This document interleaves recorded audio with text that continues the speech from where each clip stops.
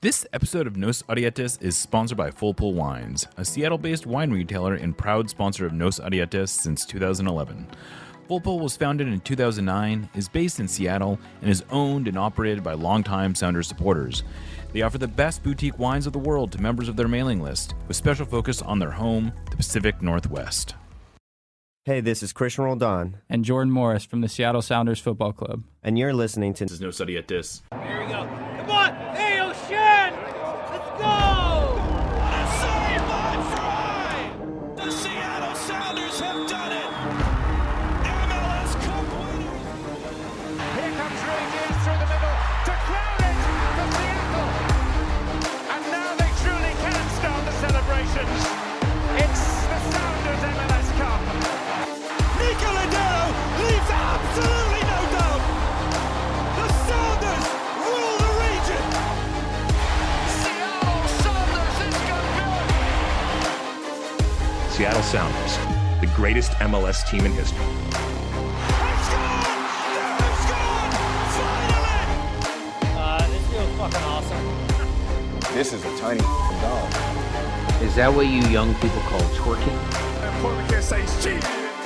We want to win. Let's see how the Sunday, bro.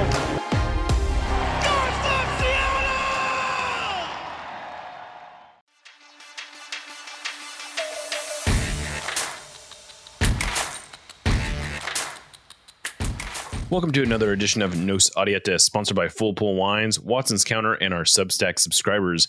This is episode 413, and we're recording on Wednesday, July 5th, 2023.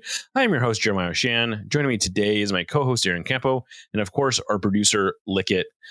Well, the Sounders finally scored a goal at home. It only took 405 minutes, but they did it, and it was enough to snap a 5-game winless run.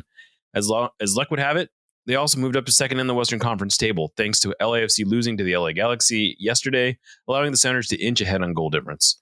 The goal, it should be said, was very well taken. It started with Obed Vargas driving forward to find Nicolas Lodeiro, who worked a 1-2 with Léo Chu, who then found Albert Rusnak for a left-footed finish from about 6 yards out. Sure, it came after the Houston Dynamo were reduced to 10 men, but we're in no position to be questioning goals at this point. So, Aaron, does it feel like everything is fixed? It does not at all feel like everything is fixed, but it feels better than it did about 55 minutes into the game on Saturday. It wasn't a great performance. They didn't play the Dynamo off the pitch. They definitely benefited, I think, from going up a man, but they won the game. And I didn't think they played poorly. I think that, they created some chances. The defense looked, I think, really solid all night. They were clearly, I think, the better team. It looked a lot like a lot of these games have looked, where they were doing everything pretty well except for actually putting the ball into the net. And they managed to put the ball into the net, and they won the game. They're in pretty good shape right now in terms of the standings. They're certainly not going to win the Supporter Shield. They've got quite a bit of work to do. No one from the West is going to win the Supporter Shield. I think we can say that pretty confidently. The Sounders are definitely benefiting, I think, from the West just being generally quite weak. And I think that includes LAFC, who earlier in the year looked like they might be the best team in CONCACAF. They've kind of hit the same kind of struggles that the Sounders did last year after the CCL hangover without actually winning it. So, not as much fun for them. Too bad. But right now in points per game, Sounders are in third place in the West. They're not setting the world on fire. They're in pretty good shape. I think with this win especially, I don't have any remaining concerns about them missing the playoffs. I think there are signs that they're starting to turn things around a little bit. Winning without Christian was a really nice sign. I didn't run the numbers on how often they've done that this year, but I can't imagine it's not that many. Too often. And so certainly does not feel like everything is fixed. Still a lot of work to do until I can get back to being really optimistic about this team. But you got to beat the teams that you play, and they did that. And hopefully it's something they can build on. I feel like we said this last time after they beat Houston, and they didn't. So hopefully it's different this time. Yeah, and so they're going to be going to Vancouver this weekend, a place where they looked absolutely horrid the last time they were there. So hopefully that was admittedly on short rest. I don't know if it was after it wasn't after the Houston game last time, was it? I guess I could look at that, but I think it may have actually been, now that you mention it. But yeah, I mean, if they can put together a decent performance, not even a win, if they can just get out of Vancouver with a tie, I feel like that would go a long way. No, they came off a game against Austin, actually.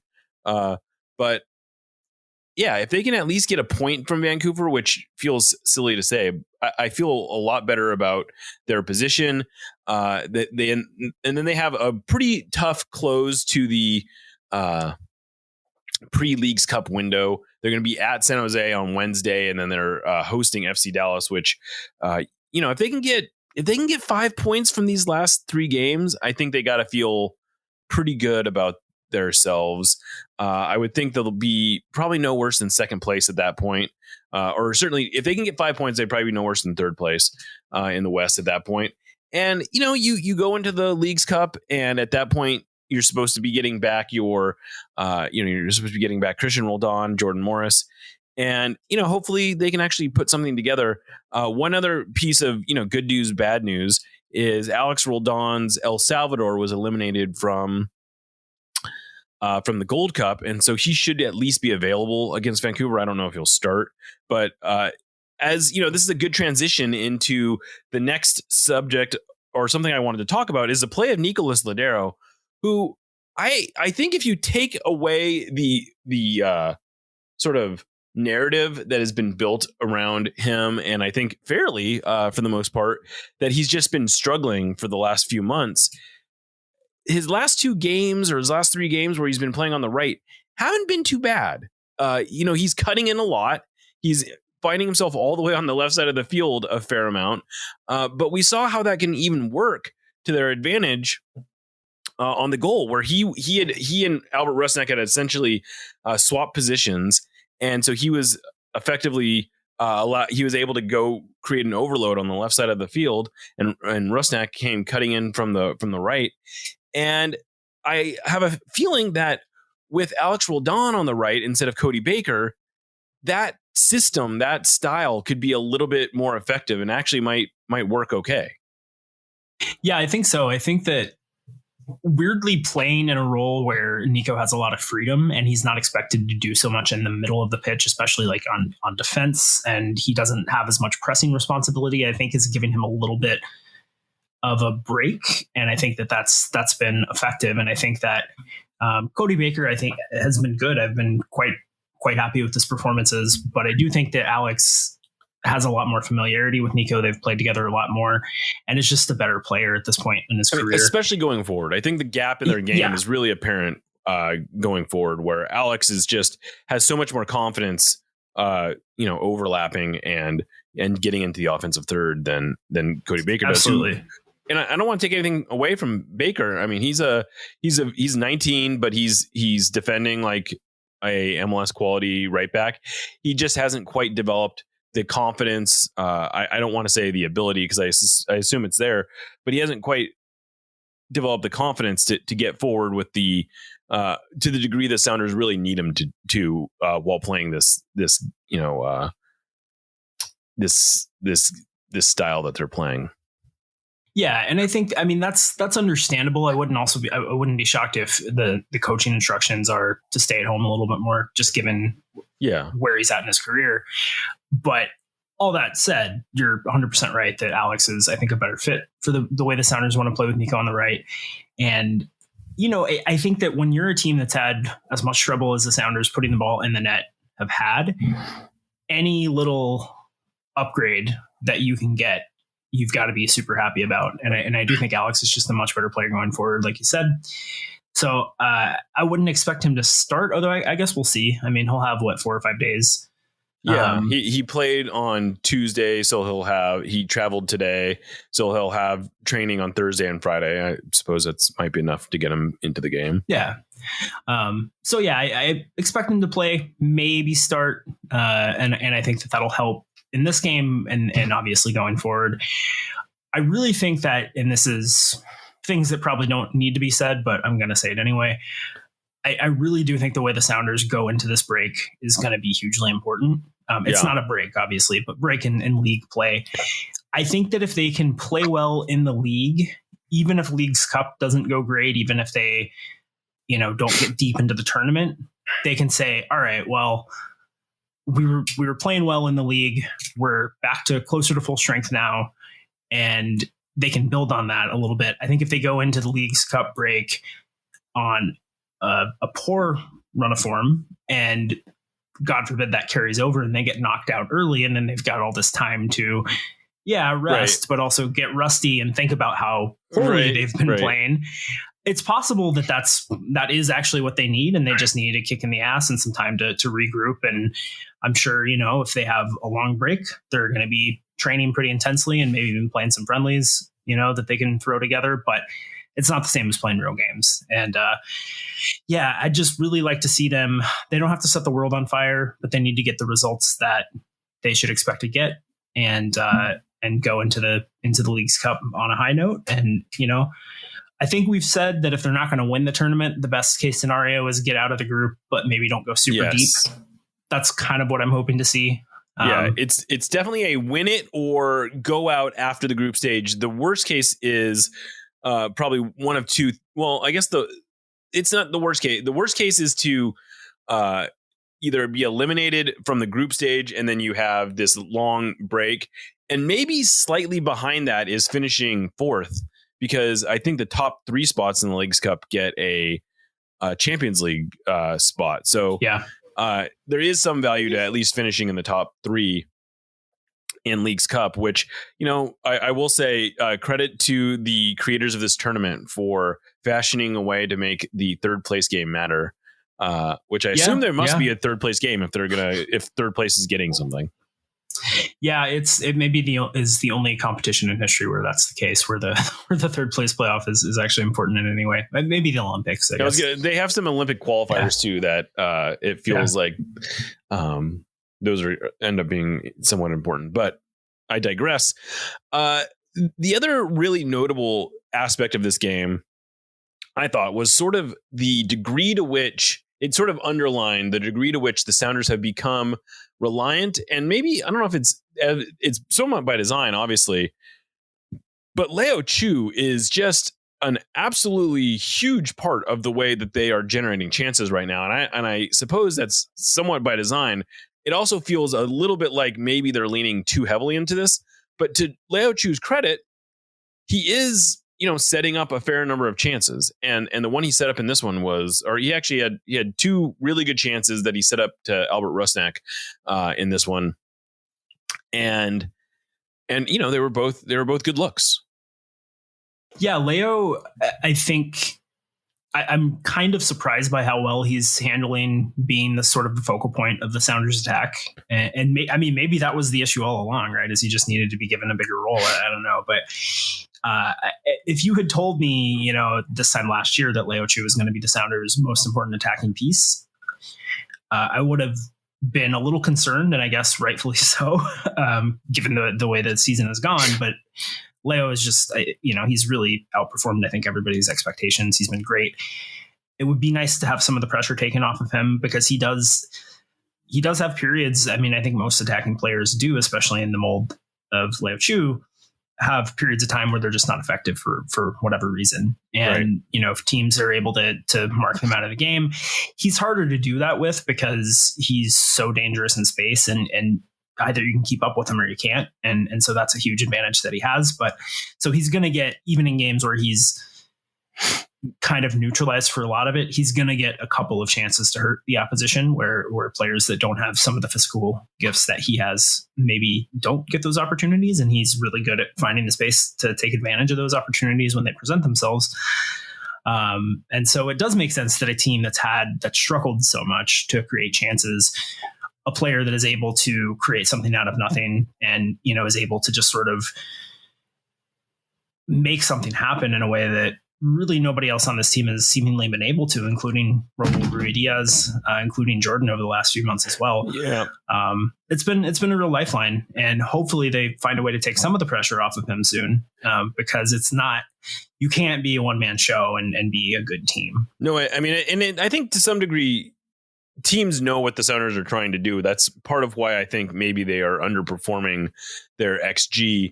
Although that's a bigger problem that I think goes beyond anything that this kind of reliance on Léo Chu specifically, but he to his credit, he keeps getting into dangerous spots. He keeps creating dangerous chances. It's a good development. Hopefully the Sounders can expand beyond that. Before you can figure out a bunch of ways to beat teams, you got to figure out one way to beat teams. And, the Sounders are also pitching a whole bunch of shutouts. They have 11 through 21 games at this point. That's over half their games right now. They have shut out their opponents. I don't want to get too far ahead of ourselves, but the MLS record for shutouts in a season is 16. That record has stood since 2000. So this pretty rarefied air the Sounders are potentially getting into in terms of their ability to shut out opponents. 9 of those shutouts are at home. They've only given up 5 goals at home. So there's definitely some positives here. I don't want to make it sound like this first half of the season has been really like a disaster. It hasn't been a disaster. It's just been really, really frustrating. And it's not been a lot of fun to watch, frankly. So hopefully we get a little bit more of that. The last player who I really wanted to highlight in this one is João Paulo, who I don't feel like is being appreciated properly. This is a guy who a couple years ago was getting a lot of MVP nods. I don't know that he was he had more goals and more assists then, but man, if you go through his rate stats, it's pretty remarkable. I just want to share a few of these. This is just like me cherry picking some of the more interesting stats. He's in the 96th percentile among midfielders for progressive passes. He's in the 98th percentile for progressive passing distance. He's in the 97th percentile for progressive carrying distance. So right there, that's a lot of ball advancement that João Paulo is able to do. This is him being compared not just with other defensive midfielders, but with attacking midfielders, guys that are farther up the pitch, whose job is really to send these kind of passes. But then defensively, he's 85th percentile for tackles won. He's 97th per tackles for dribblers tackled. Basically, teams are not able to dribble past him. He's 98th for interceptions. He's 97th percentile for tackles plus interceptions. And he's in the 99th percentile for recoveries. I mean, this is a guy who is really doing it on both sides of the field. I don't know that the Sounders could possibly be asking any more from him than they're getting. And he's not getting any. He didn't even make the All-Star team. Best I could tell, he wasn't even close to making the All-Star team. Yeah, I think that for players on a team to get any kind of plaudits outside of maybe goalkeeper and I guess center backs as well, you have to score. The team has to be very good offensively. And the whole overarching narrative of the Sounders season since May has been, they can't score goals. And that has nothing to do with João Paulo. I mean, he's been, I think, arguably his best as a Sounder this season. I mean, it's pretty high up there at the very least. Yeah, he's been as good as he's been. I think it's totally fair to say, uncontroversial to say. And, but that's not translating to goals, and that's not his fault. Creating goals is not his responsibility, although I think he has created more chances than you could have any right to expect somebody playing in his position to have created. He's been hugely important to when the Sounders have been effective counterattacking. He's been hugely important in that regard. So I agree with you. I think especially Sounders fans, and it makes sense that the focus if your team is playing poorly, you're going to be focused on the negatives.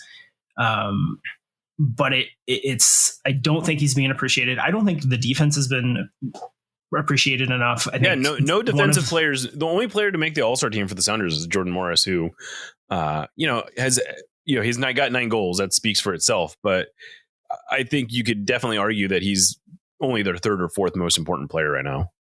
Yeah. One of the main topics of conversation this year has been, whether Stephen Fry should be benched. And I'm not going to say that he has 11 shutouts, so obviously he's playing out of his mind, but I just don't know how you can look at this team right now and think anything on the defensive side of the ball is the issue. Right. And João Paulo is doing everything but scoring the goals himself, I guess, because he is creating chances directly. He's important in the buildup. He's been immense defensively And yeah, I would like to see them turn it around so maybe he can actually get some notoriety for the performances he's put in this year. Well, one way that potentially they could get a little bit more out of him is if they actually freed up some of his defensive responsibilities, at least didn't need him to be so far back. And the way I think they could do that is maybe giving Josh Atencio a run out over Obed Vargas. Obed Vargas, probably everyone seems to think he's the higher upside prospect. I think he does a lot right. He's still a little unpolished. I have a sneaking suspicion that part of why he's playing so much is the Sounders are trying to showcase him a bit. And hey, full credit to that. Nothing wrong with trying to get, they're doing best by themselves and best by the kid if that's what they're doing. But I think there may be some short-term result costs, and the guy that they could be playing instead of him is also pretty young, and who I think also has some real upside. Josh Atencio is, in my mind, a better defender. He is right now maybe even a better attacking player than Obed Vargas is. He's not as smooth. He's not as pleasant to watch necessarily, but he is a really effective player. And I would love to see Josh Atencio just get a little bit more run out. He had a really good game for Tacoma Defiance on their last game. And I don't know. I think it's worth a shot at least. Yeah, I'm a big Josh Atencio fan. I think that at this point, I don't think Obed has been actively bad or anything. Right. But I do think you have to, if the desire is to give him a showcase, you have to wonder how effective that's been. He looks comfortable, but he does look pretty raw. And I think the thing with Obed right now is that you can project his skill set and you can see that he's going to be a very good player, but he doesn't have any standout stuff that he does right now. Like, he's a pretty classical central midfielder who has a really well-rounded game. He has really good technical skills, but there's nothing he does that I think is like at a very good to great level in MLS, any one skill. And I think Atencio is a very, very good defensive midfielder. And this has been a thing we've talked about a lot over the years on this show, where sometimes if you go to a more defensive look at one position, that can open up the offense so much more. That can open up the attack so much more, because you give your players so much more freedom. They don't have to worry quite as much. JP is a great passer. He has great vision. If he doesn't have to play as deep, or if he can be a little bit more focused on getting into positions where he can impact the attack rather than being as defensive as he's had to be, I think that could certainly help. And I think that Atencio deserves a run out, given the way the results have been going, given the way the performances have been going. I think you've got to look at changing, pretty much anything that you can other than Raul, pretty much, or maybe Albert or Léo Chu.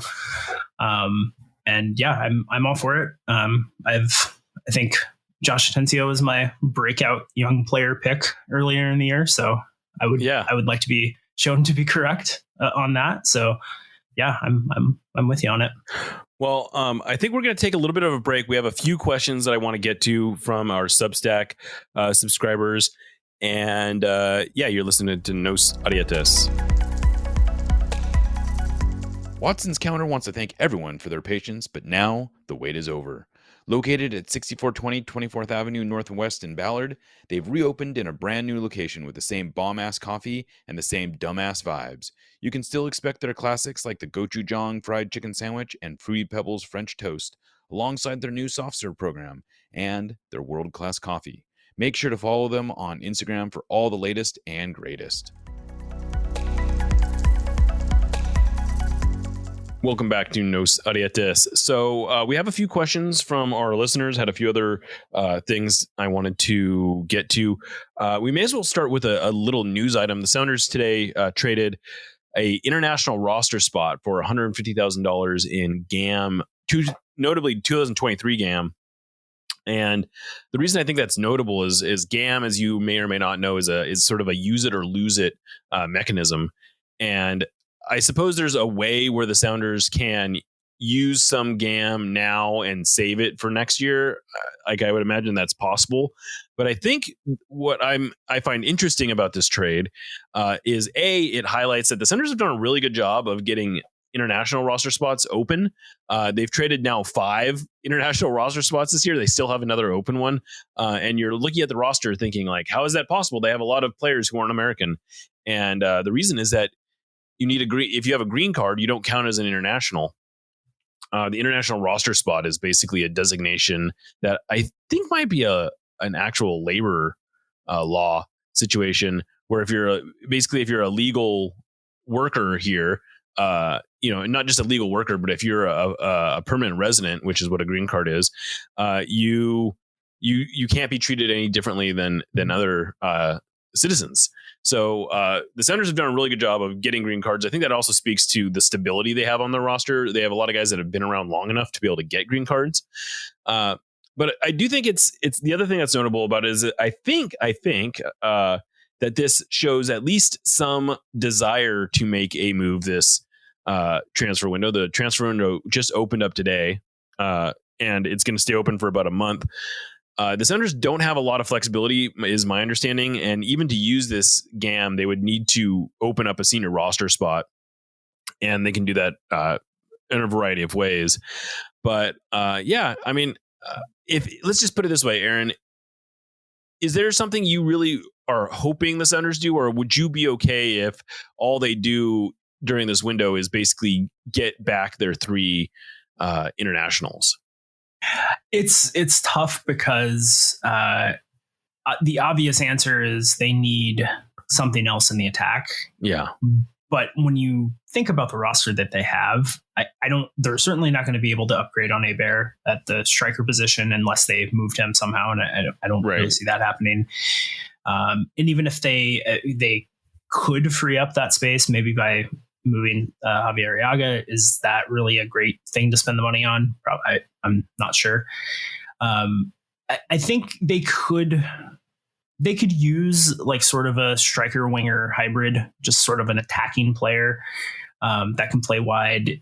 I think that I'm fine with Jordan, Christian, Léo Chu as your primary option at those positions. But I do think that they could potentially stand to upgrade a little bit there. Especially if it means we never have to see Hebert on the wing again or at the 10 again. Maybe somebody that can play as a 10, if they want to give that look another try, somebody playing sort of that second striker role behind Raul. But beyond just a generic attacking player, I don't know. I'm pretty happy with the defense. I don't think you can ask for a whole lot more. I wouldn't be opposed to them moving Arriaga. I think, that opens up a ton of space and changes a lot of what is possible. But I think it's also pretty nice to have a guy of that quality as your third center back. And I'm certainly not opposed to them doing anything, but I think that they have the players to get things turned around in house. And I don't think anything that they can do in the trade market or in terms of in the transfer window is really going to change their odds all that much. Yeah, I would agree with that. I would love it if they can make a move that is a little bit more significant. And like you said, moving Arriaga would probably be the lever, the most sensible lever that they could pull. I don't know how likely that is, especially since he's going to be hurt until he's probably out until after the transfer window closes. In fact, he might be out for an additional month after the transfer window closes. So I don't know how movable he really is, but yeah, we'll see. It's going to be interesting. All right. Well, we have some questions I wanted to get to. This is not necessarily a question, but it's a comment, and I wanted to share it. And it's from James Galuso, and he says, obviously I didn't do the analysis you did, but just from watching at the bar, Chu was by far the most enjoyable and exciting player to watch. And I just wanted to share that mainly because the Sounders have been missing that element a lot lately. We just sort of talked about that in the last segment. And it is nice that they do have a player who is constantly sort of like asking questions, even if it's the same question. Yeah. Yeah, it is. I mean, JP is a lot of fun to watch in midfield, but a defensive midfielder is not gonna, get your blood pumping in the same way as watching a winger sort of.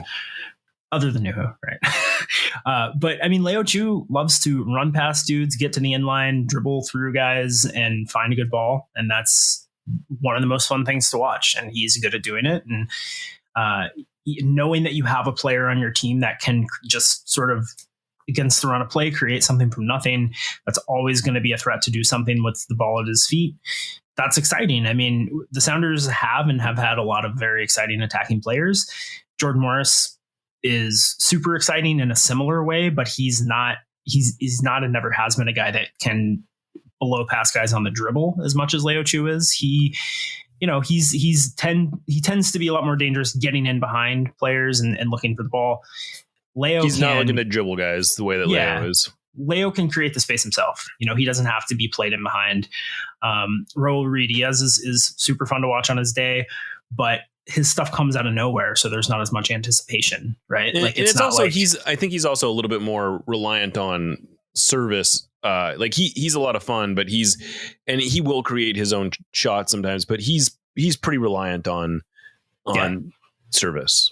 Yeah, which is I think normal for a striker. Yeah, totally. I think that having a guy, even as poorly as the Sounders have looked in attack, having a guy that could maybe make something happen is at least a little bit of a saving grace. And I do think he's the most fun to watch player on the team right now. Jordan at his best gives him a run for his money, but right now Jordan hasn't been at his best for a few months. So right now Léo is definitely the guy. Yeah. This one's from Ryan McCabe. He says, given his improvement this season, how long do you think Léo Chu will be around? It looks like he's signed through the end of next year with his current U22 designation. It's a good question because I think he's been great this year. I don't know if I feel like he has done enough to catch the eye of a team that's going to be willing to pay a ton of money for him. Yeah. I could see him going to Mexico and maybe fetching a decent transfer fee. I could see him maybe going back to Brazil or South America, with a higher level of expectation. He's 23, so he's not at, I think, an age where without putting up like MVP level numbers, he's going to get a big offer from Europe. So that's not to say that, he couldn't get some interest from somewhere, but I don't think it's going to be the kind of thing that the Sounders can't say no to. I think the more interesting question is whether they try to move him for whatever they can get in the off season, because they know they don't want to make him a centerpiece of the team going forward, or they don't have the cap flexibility and they don't want to let him leave on a free. I really hope not. That would be a huge bummer, considering that they paid a transfer fee for him and, maybe haven't gotten as much as they were hoping out of him, despite, how good he's been this year. But I don't know. I'd like to see him stick around for a while, and I certainly don't want him to leave for nothing. So yeah, it does start to become a little bit more of a complicated question next year, especially since I think he would lose his U22 designation if he signed a new contract. And his value for the Sounders, I think, is pretty heavily tied to that. Although maybe, I don't know, I guess maybe if there's a world where he develops enough where you feel good about paying him closer to market rate. He's getting a decent salary right now. He's getting, I think, $500,000, $600,000 a year. So he might not do a huge raise, but he would certainly hit the cap a lot harder than he hits it now. He is a player, I think, that you could get a lot of trade value for in this league. Yeah, I would agree with that. He's going to be a lot more valuable to a team that has a lot more cap flexibility than the Sounders do. And I would much rather sell him and get to do whatever you want to with the money. But I think if all things are equal, that's the better outcome. But I think you might get the best return for the future of the team if it's within the league. Yeah. Yeah. All right. This one's from Paul Bell, and he says, does it seem like the players care much about the Cascadia Cup? I don't hear that much about it. And I thought it was a particularly relevant question this week because here we are heading into a pretty pivotal Cascadia Cup match. And I'll agree with Paul here. I have not got the sense that this is a huge, huge deal. And maybe part of that is, you go back to 2021 where the Sounders clinched the Cascadia Cup. They did it was in Vancouver. They clinched it with a tie. This result was fine for the Sounders. It was enough to get the Cascadia Cup. I don't think it hurt their playoff standing. But the tie also put the Whitecaps into the playoffs, and they were celebrating like they had, one MLS Cup, it seemed. And here the Sounders were lifting a trophy while the Whitecaps were just celebrating getting into the playoffs. And I don't want to say that the Cascadia doesn't matter to the players. I think it does. But I do think that the Cascadia Cup is secondary to everything else. And like the Cascadia Cup is, and we've sort of talked about this, the Cascadia Cup is important in that these are Western Conference opponents. There is some bragging rights to a degree, but like if the Sounders were to beat the Timbers in their last two meetings against them or their last meeting against them, and they were to not win the Cascadia Cup still, I think they'd probably take that.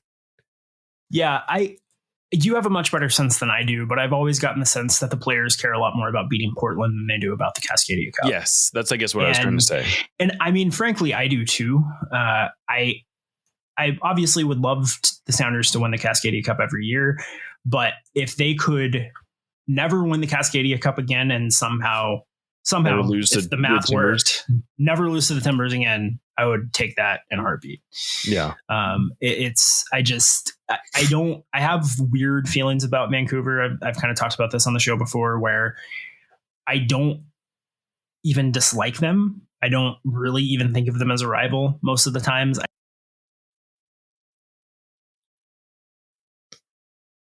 Part of why it's hard for me to get super amped up for these games. But even I think at the height of the Cascadia Cup's hype and relevance in the MLS era, the Vancouver games were always very much a second billing to the Portland games. And I think a lot of the time the Cascadia Cup is shorthand for Sounders Timbers. Right. Despite the fact that the Whitecaps win it pretty frequently. Yeah, I think the Timbers actually, or the Whitecaps, have the second most Cascadia Cup wins. The Sounders still lead that. But if my math is correct, I think the Sounders would still technically be alive if they get a tie in this one, because they could max out at 7 points.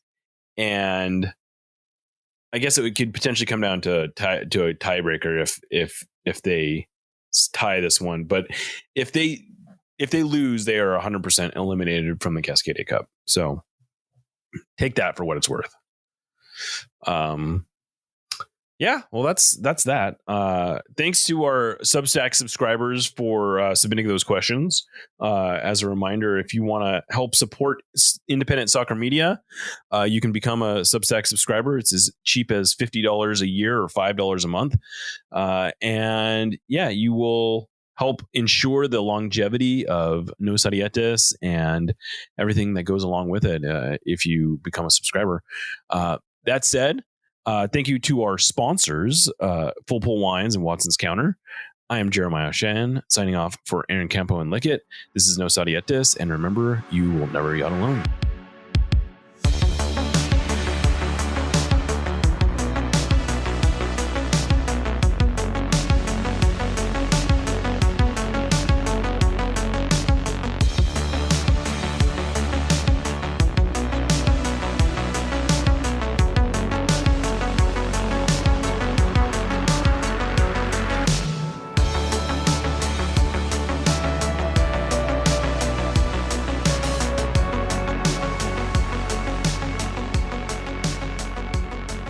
We love you.